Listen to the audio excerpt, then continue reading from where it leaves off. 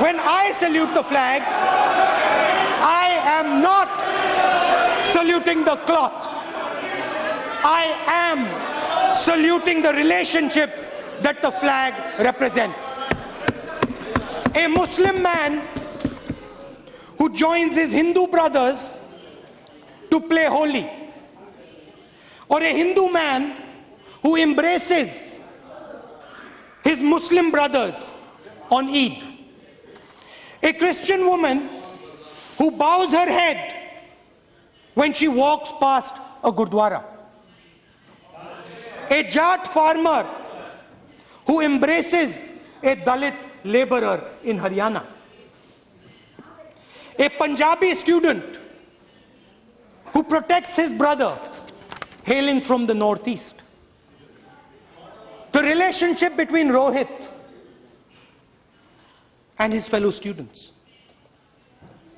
The relationship between all of us on this side of the aisle and those of you, friends, sitting across it. When I protect the flag, I protect the conversations on which those relationships are built.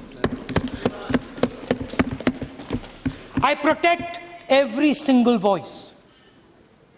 And I pay special attention to the weakest, those voices that are most difficult to hear, that nobody can hear.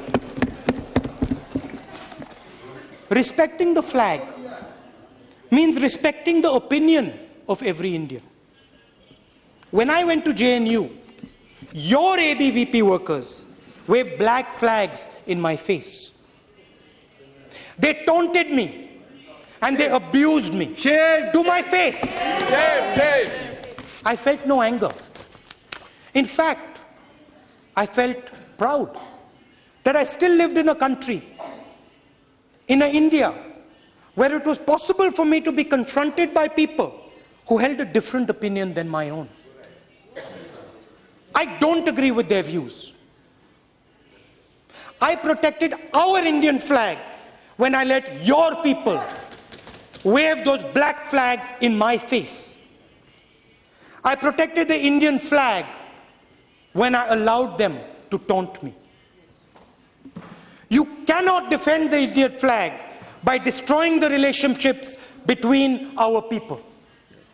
You are not defending the flag when you frighten your own people into silence. Whose opinion does the Prime Minister listen to? Whose opinion does he respect? Does he respect your opinion? Does he respect the opinion of his ministers? No. You're in silence. I understand. And I understand the feeling within you.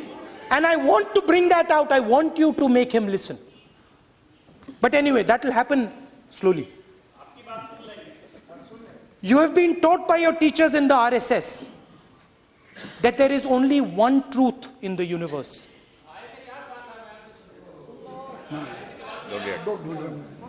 You have been taught by your teachers in the RSS that there is only one truth in the universe, your own. That nobody else's opinion matters. Yes. That nobody else's opinion matters in the entire universe. This is all you have shown us in the last 2 years. The Prime Minister cannot run the country on only his opinion. The country is not the Prime Minister. The Prime Minister is not the country.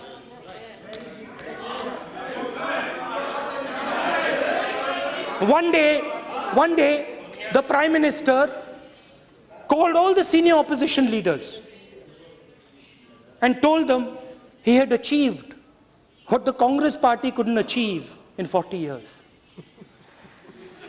He told the Congress president that he had solved the Nagaland problem. He had solved the Nagaland problem. And he had signed a historic accord. Congress president panicked. She panicked. She called me up She said, Rahul, what have they signed? Our chief ministers have not mentioned anything. She asked us to check with our chief ministers. We called them up. We asked them, have you heard about the Naga Accord?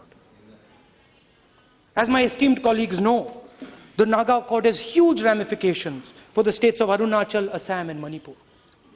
Massive tracts of land in these states are involved. We called them.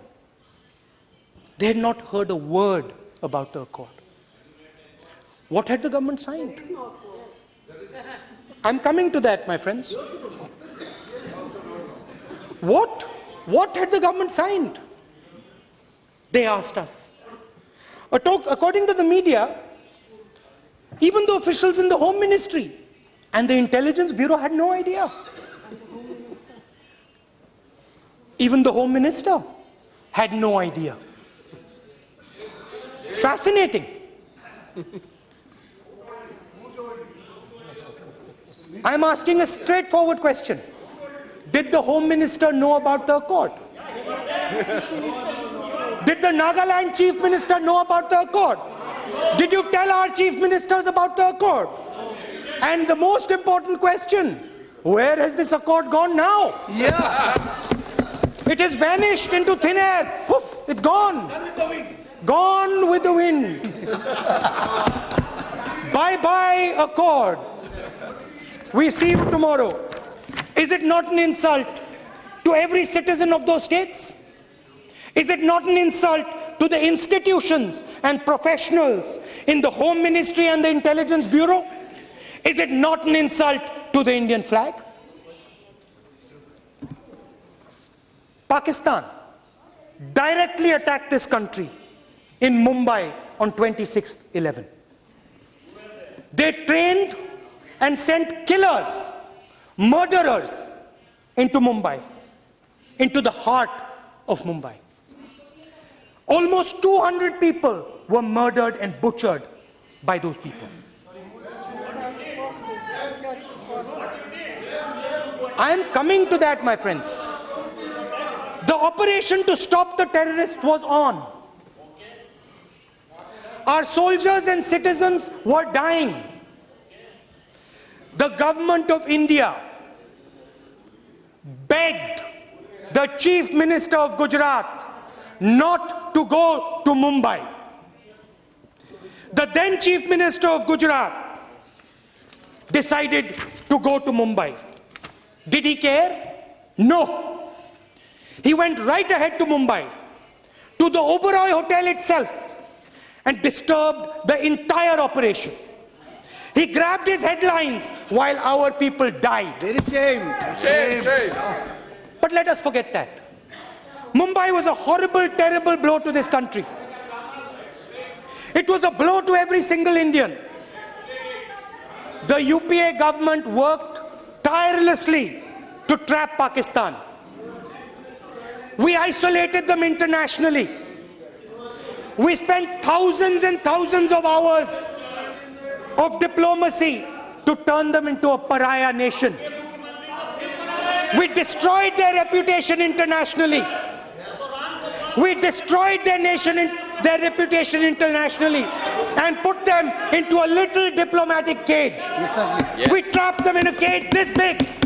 Yes. We convinced the world that they were a global supporter of terrorism.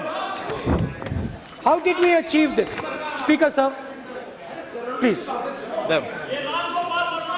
Please, be silent. Let the member to continue. Please, silence. Member, please. Speaker, sir, how did we achieve this? Our Prime Minister took the advice of everybody. The armed forces, our diplomats, our intelligence people.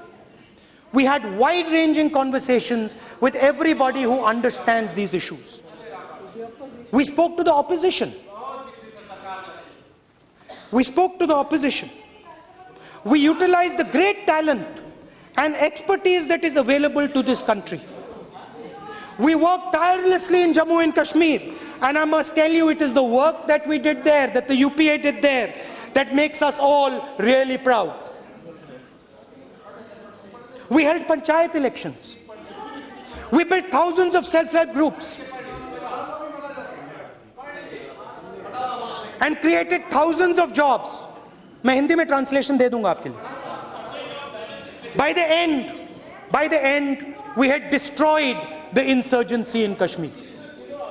We had broken the back of the insurgency in Kashmir. The biggest strategic victory had been achieved against Pakistan, completely peacefully. What does the Prime Minister do? What does the Prime Minister do? He decides to have a cup of tea with Nawaz Sharif. He decides that I am going to go and have a cup of tea with Nawaz Sharif. Chair. Without any thought, Chai pe charcha. without any vision. No. Chai pe charcha. Without any thought, without any vision, he decides to take a detour to Please, Pakistan. you can make our submissions when your turn comes, please. Let the member Without speak. any thought, without Please, any vision, he decides to take a detour to Pakistan. Just like he did with the Nagaland Accord. He did not bother to ask anyone. He did not bother to ask the armed forces. He didn't ask the intelligence people, not even the diplomats. He probably did not even ask Sushma ji. Yeah. He just went there as if only his opinion matters. Speaker, sir, the Prime Minister single-handedly destroyed 6 years of our work. Shame. In one move, he personally let Pakistan out of the little cage into which we had put them. He gifted them a status equal to our own. Yeah. When he stopped over at Pakistan without talking to the professionals in our government, the Prime Minister disrespected our flag.